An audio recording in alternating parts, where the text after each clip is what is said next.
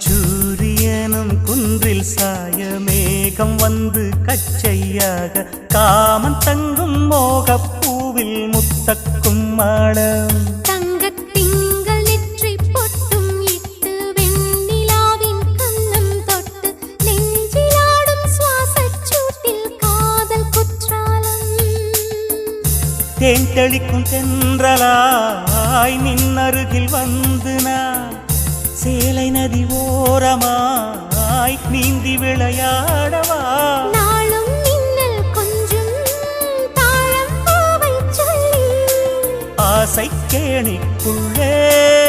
ஆடும் மீன்கள் துள்ளி